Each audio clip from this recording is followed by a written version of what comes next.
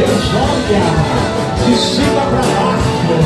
Ele vem adorador, defende adorando. Aqui é cadeira azul, na cadeira azul.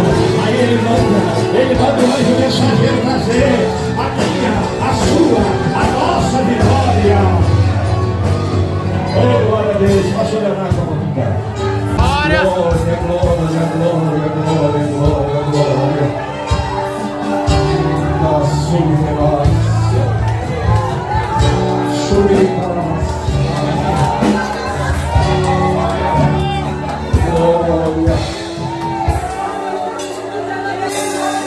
Glória.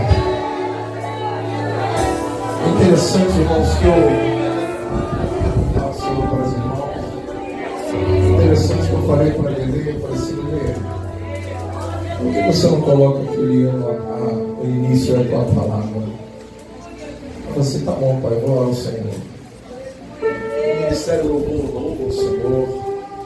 Hoje de manhã falamos sobre isso.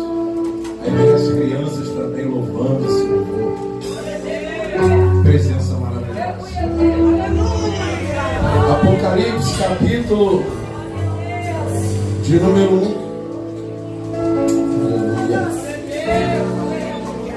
Aleluia. Glória. Versículo de número 9. Rapidinho. Diz assim a palavra do Senhor. Eu, João, que também sou vosso irmão e companheiro na aflição e no reino, na paciência de Jesus Cristo, estava na ilha chamada Patmos, por causa da palavra de Deus e pelo testemunho de Jesus Cristo. Patmos, para quem não sabe, é uma ilha da Grécia que até hoje existe. Ela fica aproximadamente 80 a 90 quilômetros da atual Turquia. E antigamente era dominada pelo imperador chamado Domiciano. Um homem tirano, um ditador, cruel e sanguinário. E todos que não adorassem a sua imagem ou o seu nome, era lançado nessa prisão, nessa ilha chamada Patmos. João, que está com seus 86 anos, não apresentava perigo nenhum fisicamente, mas quando João abria sua boca, logo alcançava os corações. Para não falar mais desse nome, João foi jogado nesta ilha chamada Patmos. Foi ele mesmo que disse: eu estou aqui por causa da palavra e do testemunho de Jesus Cristo. Aleluia. É importante lembrar que João é o último apóstolo vivo. Todos já tinham morrido. Apóstolo que está hoje na prisão sem direito nenhum, aprisionado, tiraram o seu direito civil, colocaram uma roupa de escravo, preso, obrigado a trabalhar por causa da palavra de Deus, mas não negou a fé. Estava ali, mas estava ciente do seu chamado.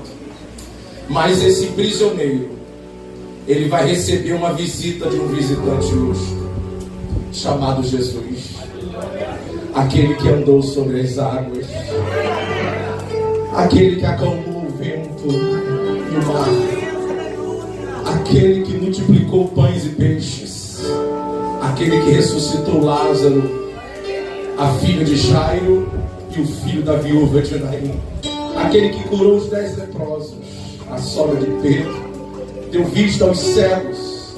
Aleluia. Jesus vai se apresentar para Pedro, para João, aliás, na ilha de Patmos, com seu corpo glorificado.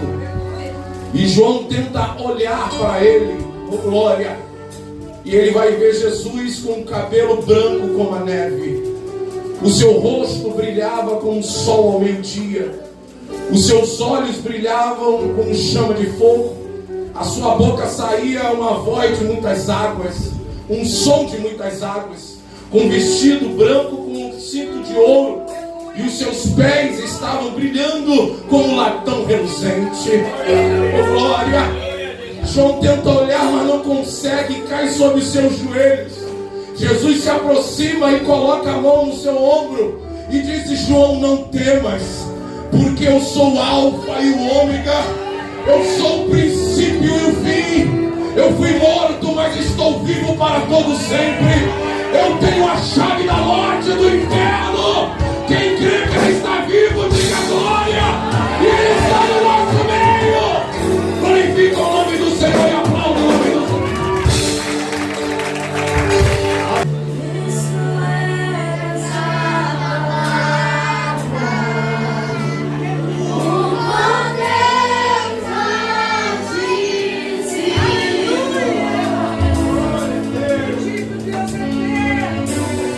O mistério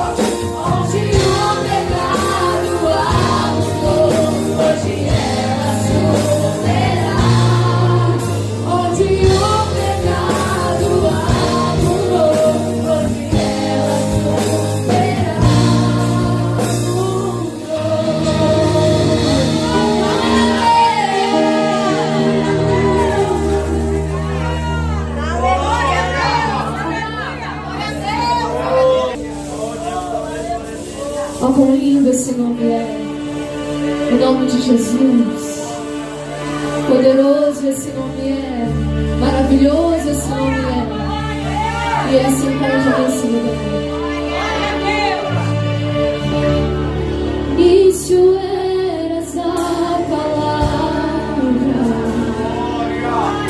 com Deus Altíssimo,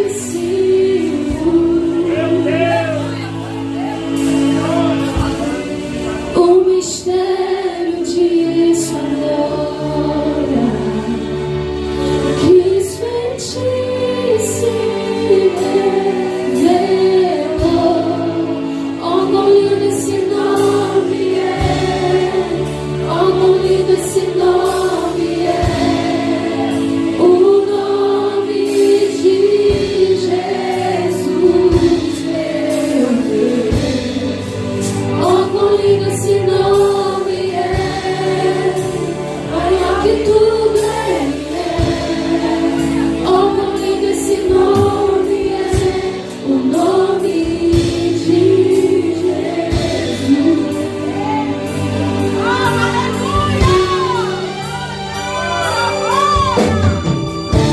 Deixou o céu para buscar,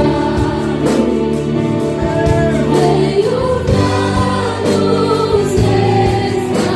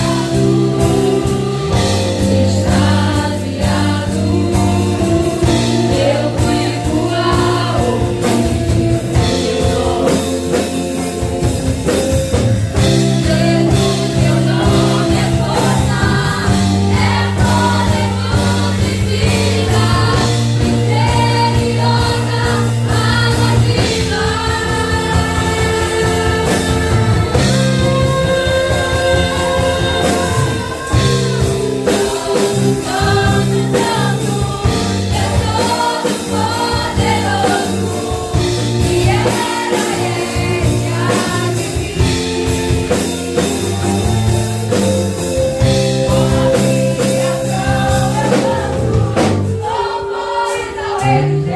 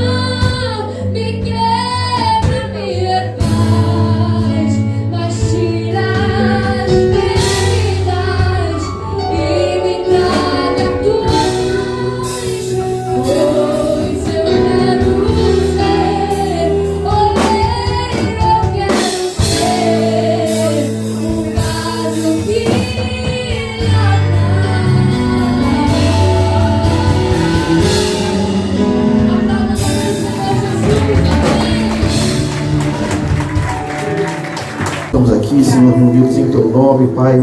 Te agradecemos, Senhor, por mais uma vez o Senhor ter nos dado fôlego de vida no dia de hoje, Pai. Senhor, aqui está o Teu Filho, Senhor Evangelista Gabriel, Pai amado e Pai querido. Mais uma vez, Pai amado e Pai querido, usa o Teu Filho como o Senhor tem usado, Espírito Santo de Deus.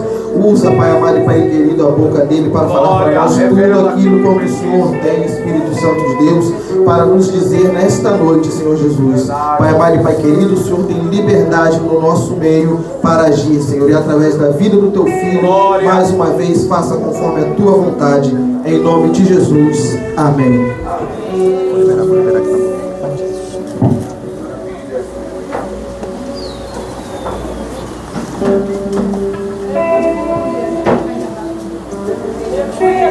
Glória a Deus, glória a Deus, aleluia, glória a Deus, glória a Deus, aleluia. Meus irmãos, a paz do Senhor Jesus, amém. A Deus seja a glória e a honra por essa oportunidade nessa noite que Ele tem nos dado de estar reunido à volta de sua mesa e particularmente estar aqui ministrando a palavra do Senhor. Eu estou muito feliz no Senhor com essa oportunidade.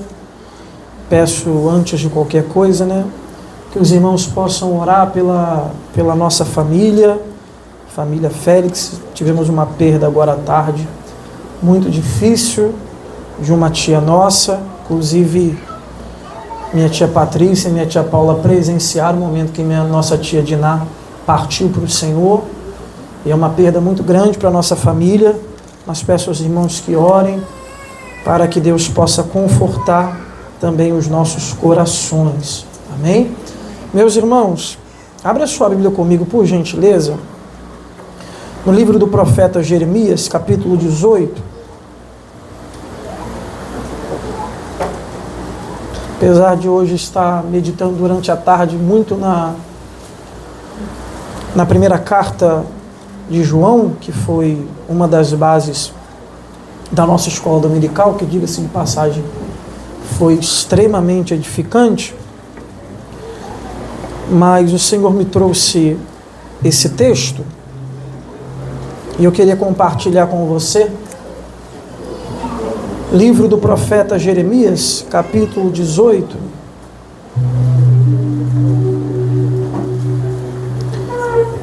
Todos acharam? Diga amém. Amém. Diz assim: a palavra do Senhor que veio a Jeremias, dizendo: levanta-te e desce à casa do oleiro, e lá te farei ouvir as minhas palavras.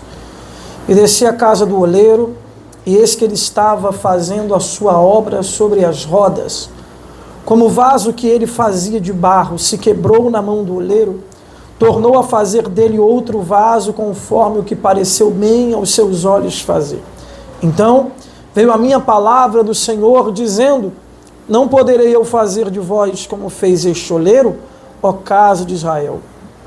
Diz o Senhor: eis que como barro na mão do oleiro, assim sois vós na minha mão, ó casa de Israel. Amém? Você pode se assentar em nome de Jesus? É tudo para mim. Meus irmãos, como o tempo é bem corrido devido à celebração da nossa ceia, eu vou tentar sintetizar tudo aquilo que o Senhor colocou ao meu coração dentro desse texto que nós acabamos de ler. O profeta Jeremias, ele com certeza é um dos profetas mais importantes da Bíblia e da história judaica. Nós podemos ver isso em diversas formas, mas uma das maneiras que nós temos de entender a importância desse profeta é o fato de que seu livro é um dos livros de maior tamanho da Bíblia. Alguns vão dizer que ele perde apenas para o livro de Salmos, e outros historiadores e teólogos vão dizer que, se fôssemos contar em palavras, o livro de Jeremias consegue ser maior do que o livro de Salmos ainda, mesmo o livro de Salmo tendo 150 números, capítulos ou canções ao Senhor. E é interessante entender que quando Deus chama o profeta Jeremias, ele vai levar alguns apelidos, e dentre eles nós conhecemos um bem, ele é chamado de profeta chorão. E não apenas sendo chamado de profeta chorão, mas o outro livro que ele escolheu, ou que ele escreveu, melhor dizendo, leva um nome que se assemelha muito ao nome ou apelido que ele levou, que é Lamentações de Jeremias. Isso nos aponta para algumas coisas, dentre elas, de que as palavras que saíram da sua boca não foram palavras muito agradáveis. As palavras que saíram da boca de Jeremias, na verdade, foram palavras bem duras. Se você for ler no capítulo 1 do próprio livro de Jeremias, você vai ver Deus falando com ele: Jeremias, eu te chamei, eu te dei como profeta às nações para derribar, para arrancar, para destruir e só depois para reconstruir e edificar o meu povo. Então o conteúdo das profecias de Jeremias não foi um conteúdo agradável de se ouvir. E o chamado profético de Jeremias é um chamado que infelizmente levou eles a lugares que não são muito agradáveis também. Porque o profeta Jeremias, por causa do seu ministério, foi parar no calabouço. O profeta Jeremias, por causa do seu ministério, apanhou. Por causa do seu ministério, ele foi exilado. Por causa do seu ministério, ele sofreu muito. E eu queria te chamar a atenção para isso, porque os profetas atuais, eles parecem receber um tratamento diferente do que os profetas antigos receberam. Os profetas atuais, eles enchem estádios, eles têm milhões de seguidores, eles são aclamados, as pessoas choram, as pessoas querem até pegar, na orla do manto dele. Eles são vítima ou alvo de toda a nossa alegria, de toda a nossa destreza. Mas quando nós olhamos para os profetas de antigamente, o que nós vemos é que o tratamento deles era completamente diferente. Eles foram jogados em calabouços, eles foram jogados em covas, eles passaram por fornalhas, eles foram cortados ao meio. A Bíblia diz, aleluia, que homens e mulheres de Deus sofreram por causa do seu chamado profético. E a pergunta que alguém pode fazer é: Gabriel, o porquê que os profetas de antigamente tinham um tratamento diferente dos profetas de hoje? E simplesmente a resposta disso está no conteúdo da profecia. Os profetas de hoje, eles só trazem para nós as boas novas. Os profetas de antigamente traziam todas as novas, tanto as boas quanto as ruins. Os profetas de hoje profetizam aquilo que o homem quer ouvir. Eles dizem que você vai receber, que você vai conquistar, que a vitória está chegando, que a bênção está batendo na sua porta, que Deus vai curar, que Deus vai libertar, que Deus vai fazer, que Deus vai te prosperar, que Deus irá cumprir o desejo do teu coração. Mas os profetas de antigamente não. Os profetas de antigamente não falavam aquilo que as pessoas queriam ouvir. Os profetas de antigamente comunicavam aquilo que Deus queria falar ao seu povo. Se Deus dissesse vai chover, o profeta dizia vai chover. Mas se Deus falasse não vai chover, o profeta profetizava não vai chover. Se Deus falasse a palavra de salvação, o profeta profetizava que era salvação. Mas se Deus falava a palavra de juízo, o profeta também falava a respeito de juízo. E é por isso que os profetas de hoje são aclamados e os profetas de antigamente tinham a sua cabeça a brilho, porque os profetas de antigamente não estavam preocupados com a sua reputação, eles não estavam preocupados com o seu bom nome, eles não estavam preocupados em agradar ninguém, eles estavam preocupados em agradar a Deus. Eles poderiam desagradar a terra, mas eles agradavam o céu. Eles poderiam ser desaprovados na terra, mas o desejo do coração deles era quando olhasse para cima, Deus olhasse para baixo e fizesse esse sinal para eles, dizendo é isso que eu quero que você faça. Você está aprovado. Se a terra te vai, ao céu te aplaude. E Jeremias foi um desses profetas que sofreu bastante, passou por muitas coisas terríveis. E o capítulo 18, que é o capítulo que lemos, talvez seja uma das passagens bíblicas ou profecias bíblicas de Jeremias mais conhecidas. Deus vai ir até Jeremias e vai comunicar a ele, dizendo: Jeremias, levanta-te e desce à casa do oleiro. A palavra pode ser levanta-te, em outras traduções pode ser dispõe-te. É o mesmo sentido. Mas eu fico pensando, quando leio esse texto, o porquê que Deus não falou com Jeremias aonde ele estava. Alguém pode até falar assim, Gabriel, mas porque Deus precisava de um cenário para falar com ele? Ok, mas Deus poderia tomar ele em visão. Como fez com Ezequiel, a Bíblia diz que o espírito dele foi levado, não ele foi levado. Mas por que Deus fala, Jeremias, sai da onde você está e desce à casa do oleiro, porque lá eu te farei conhecer as minhas palavras. E talvez a resposta para isso seja o fato de que nem em todo lugar, nem em todo ambiente, Deus consegue falar conosco. Às vezes é necessário Deus nos trocar de ambiente para falar o que Ele quer falar. Às vezes é necessário que Deus possa nos tirar de onde nós estamos e nos levar para o lugar onde Ele consiga comunicar aquilo que Ele quer comunicar. Gabriel, o que você quer dizer com isso? É que tem horas que é necessário Deus trocar a nossa geografia para tratar conosco. Tem horas que é necessário Deus nos mudar de ambiente para poder falar conosco coisas que no ambiente onde nós estamos Ele não vai conseguir falar, porque tem ambiente, aleluia, que trava a gente. Tem ambiente que nele a gente não consegue amadurecer. Tem ambiente que nele a gente não consegue crescer. Tem ambiente que nele nós não conseguimos ouvir a vontade de Deus e a voz de Deus. Aí o que Deus faz? Deus nos tira da onde a gente está e nos leva do lugar onde a sua voz será audível, aonde as suas lições serão compreendidas. Eu quero dizer para você nessa noite que talvez seja o momento de Deus te trocar de lugar para que você possa entender o que Ele quer falar com você.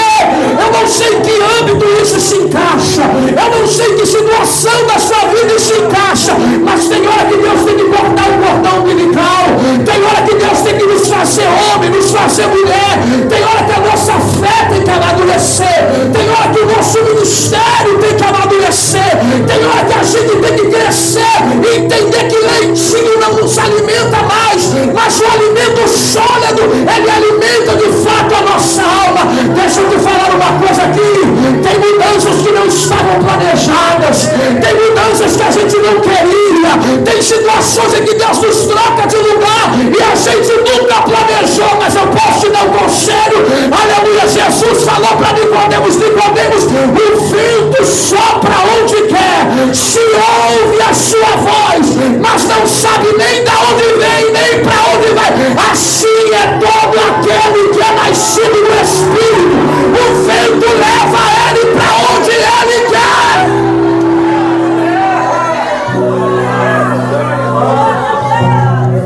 Diga para esse crente que está do teu lado, talvez o lugar que você está te impedindo de amadurecer.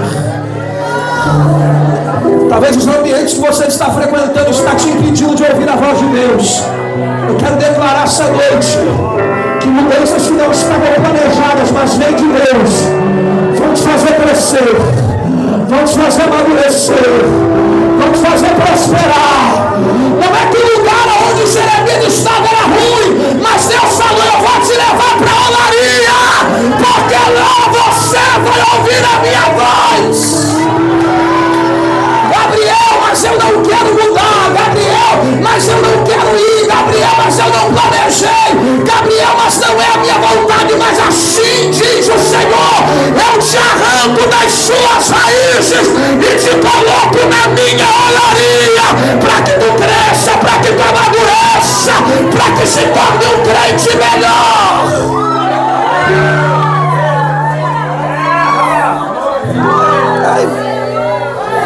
A olaria não é um lugar ruim. A olaria não é um lugar de sofrimento. A olaria é o lugar onde Deus nos leva para tratar conosco. Você está entendendo isso? Tem hora que Deus nos troca de ambiente, a gente não quer. A gente não tem que querer. A gente só tem que soprar com o vento. Aleluia. Jeremias, ele vai até a olaria, e quando ele desce na olaria, é interessante porque a olaria não é dividida em partes. Ela tem a oficina, que é onde o oleiro está ali moldando o barro para o tornar vaso. Ela tem um lugar de tratamento e descanso da argila.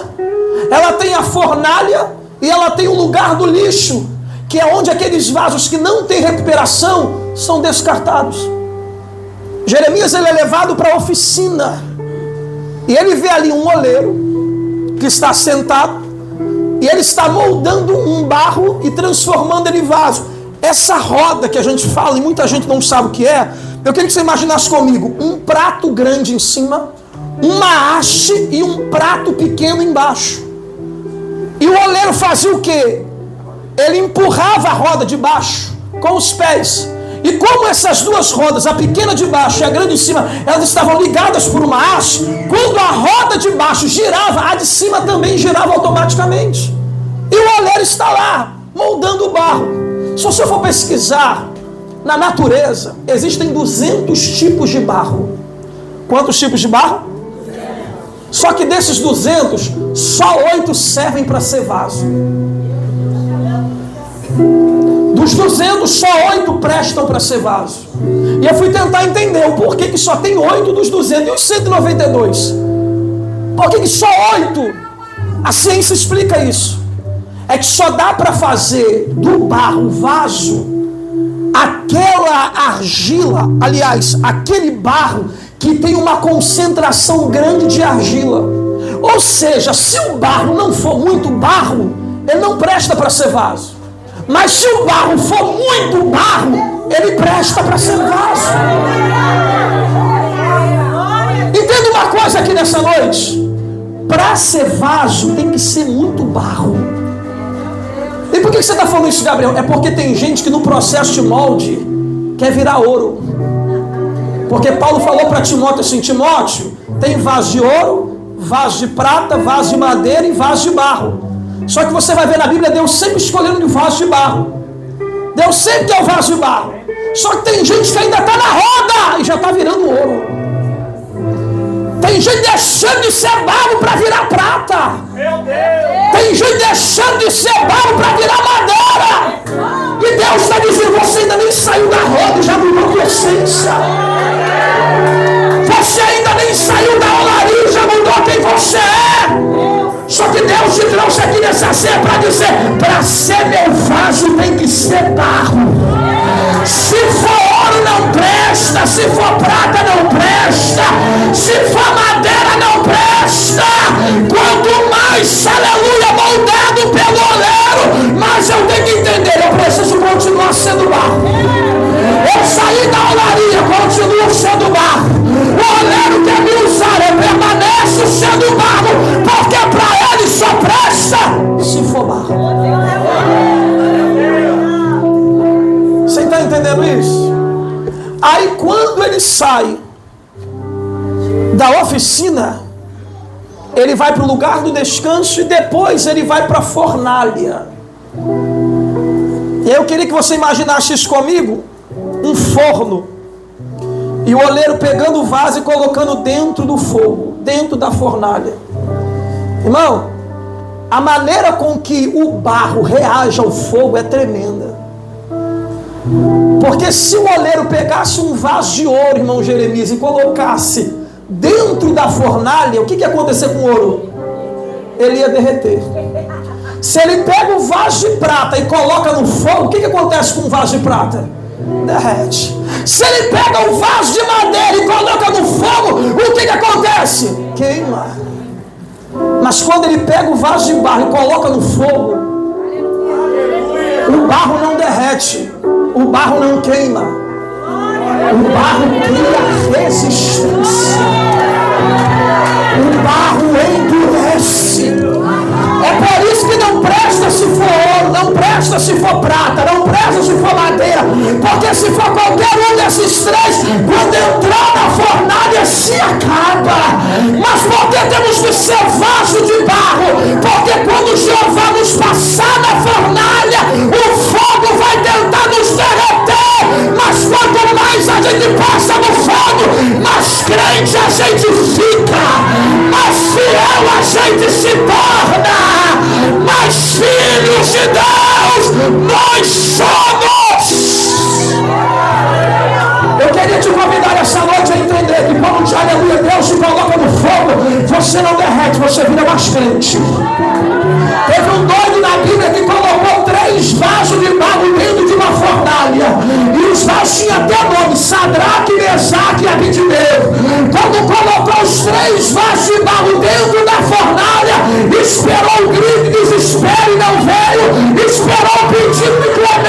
não veio quando Nabucodonosor se ajeitou. Ele não viu 3 garotos desesperados. Ele viu 3 vasos de barro dentro da fornalha. E um quarto homem, semelhante ao Filho dos deuses. Irmão, entenda isso. Crente que é crente não derrete no fogo, não. Tá cheio de crente por aí que quando passa no fogo derrete. Conhece gente assim, irmão? Irmão, quem é vaso de Deus e é vaso de barro, quanto mais no fogo ele fica, mais endurecido ele fica. É aquela pessoa que sofreu tanto na vida que não é qualquer coisa que acontece com ele ou com ela que derruba ele. Gente que foi criada com Danoninha e Yakult, irmão, qualquer coisa desmancha. Agora, gente que foi criada no fogo, quanto mais apanha, mais crente ele fica. Quanto mais falam dela, mais a obra de Deus ela faz.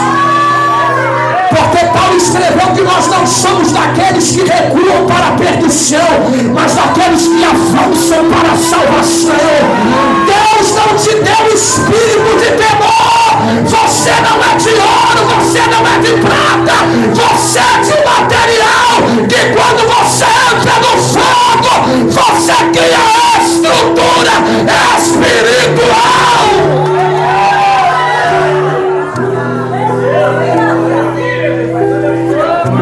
E aqui eu termino.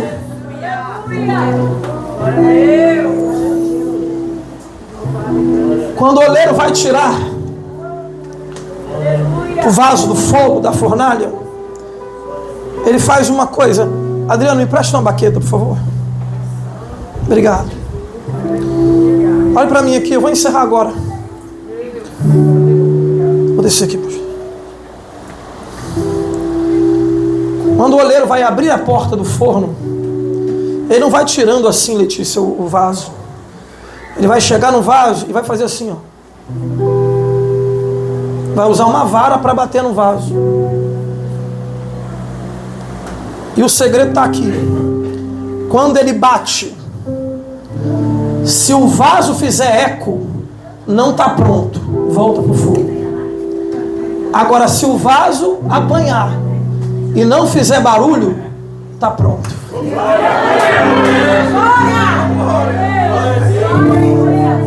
Alguém entendeu isso? Apanhou, fez barulho, está pronto não, continua no fogo.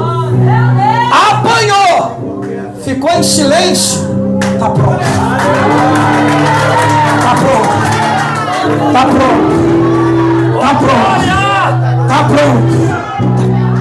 Com todo o amor e respeito, dá uma batidinha no vaso que está do teu lado aí. E pergunta para ele, vai fazer eco? Ou quer sair da fornalha ainda hoje?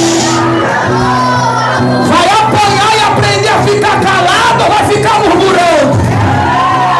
Vai apanhar e vai ficar em silêncio ou vai ficar fazendo eco? Para que o diabo, aleluia, goste da tua reação. E aqui vai uma palavra. Às vezes a vara que Deus usa para poder ver se a gente está pronto ou não, mora na mesma casa que a gente, trabalha, aleluia, na mesma empresa que a gente. Não se escandalize. Às vezes a vara que Deus usa para ver se a gente está pronto ou não, está dentro até da mesma igreja que a gente. Mas a palavra de Deus é: apanha e fica quieto, apanha e não faz eco, apanha e permanece. Quem recebe essa palavra aqui nessa noite? Eu não sei qual é a vara que Deus está usando. Eu não sei se a vara que Deus está usando é teu parente, é teu familiar. Eu não sei se a vara que Deus está usando congrega aqui na Cadeeso. Eu não sei se a vara que Deus está usando trabalha na mesma empresa que você. Mas Deus manda dizer hoje: apanha e não faz eco. Apanha e não faz eco. Porque se o vaso não fizer eco, ele está aprovado. Aplauda o nome do Senhor Jesus.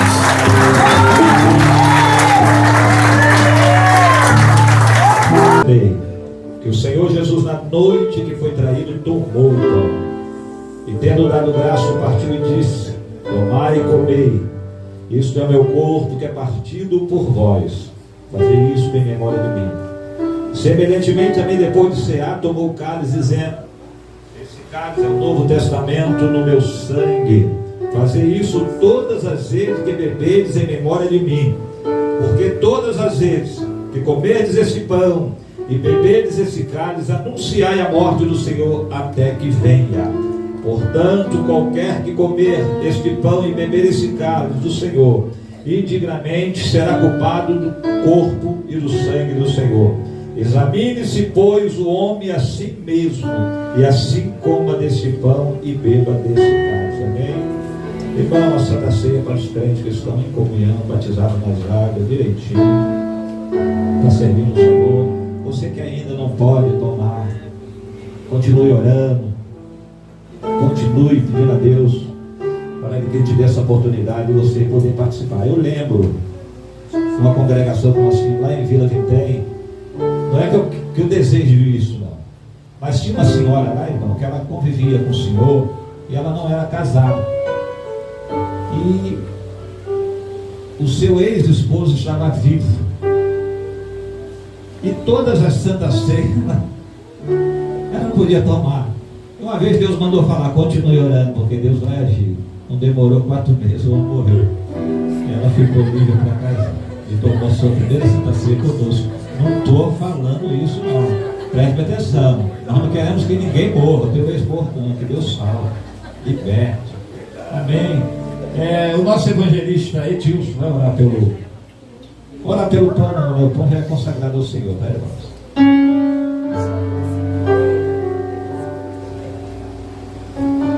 Senhor, nosso Deus, é nosso Pai.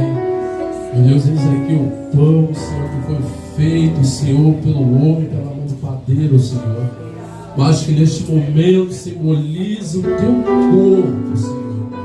Meu Deus, que através de ingerirmos o teu corpo nesta noite, Senhor, meu Deus, possamos receber vida, meu Deus, e vida com abundância, em nome de Jesus. E tendo dado graças, o partiu e disse: este é meu corpo que é partido por vós, fazei isto em memória de mim, diz o Senhor. Assim partir o corpo do Senhor Jesus.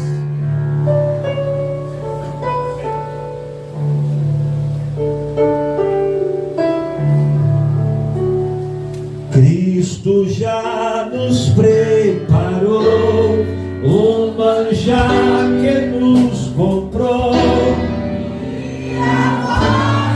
nos convida a cear. Essa televisão aqui,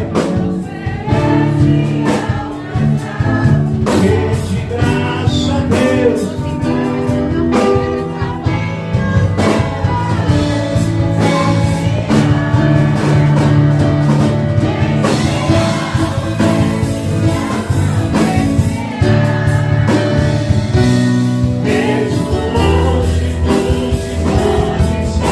Yeah.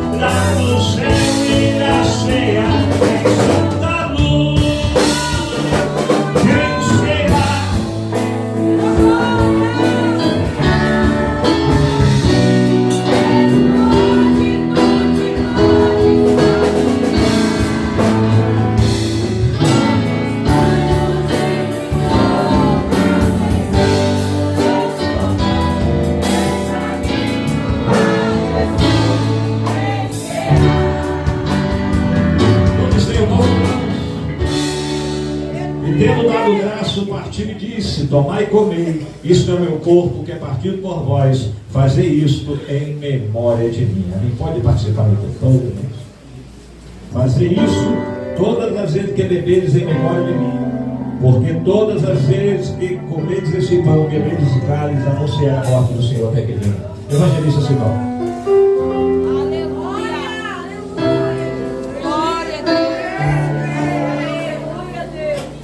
Pai Celestial, nós aqui, Senhor, neste momento estamos conscientes que aqui não é o teu sangue, é o suco da uva, mas depois de orado, simbolicamente ele representará o teu sangue. Ó Deus, em que neste momento que estamos lhe apresentando este suco de uva, ó Deus, e ser repassado para cada membro desta congregação.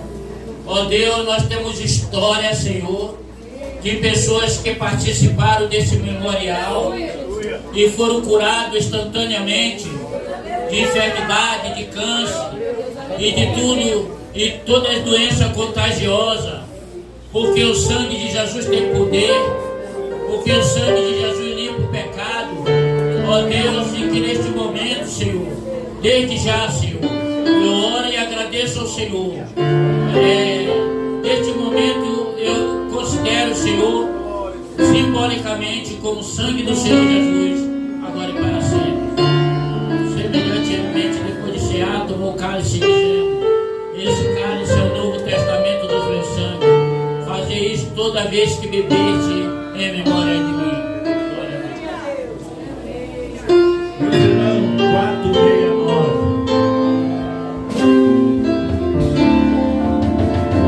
Você cantasse de todo o teu coração, de toda a tua alma.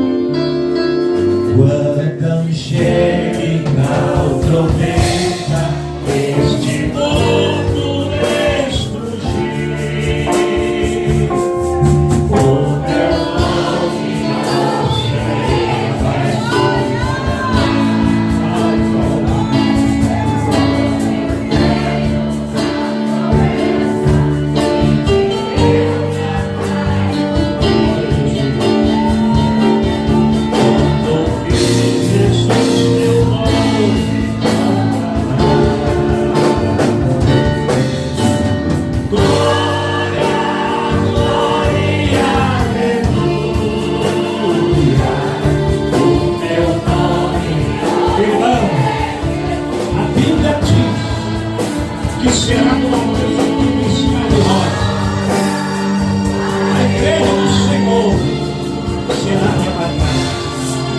os mortos ressuscitarão, e nós encontramos vivos, seremos transformados no corpo de glória.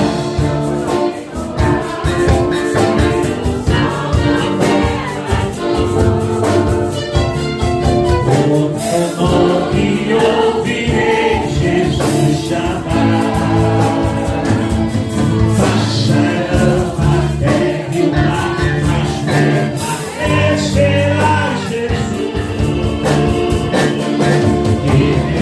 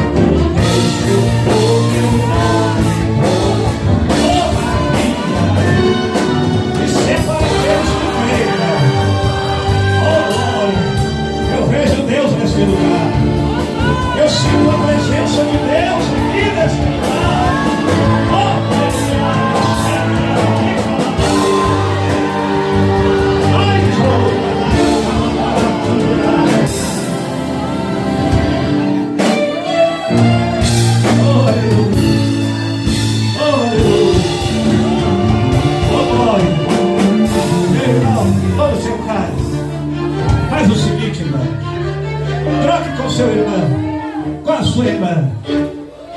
Oh, glória. Ato de comunhão.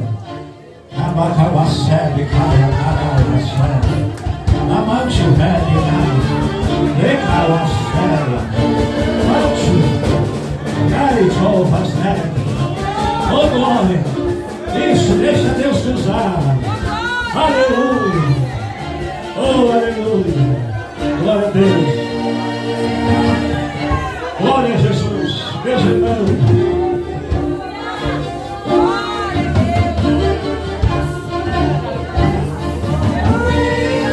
Semelhantemente, depois de cear, tomou o cálice, dizendo: esse cálice é o Novo Testamento no meu sangue, em nome de Jesus.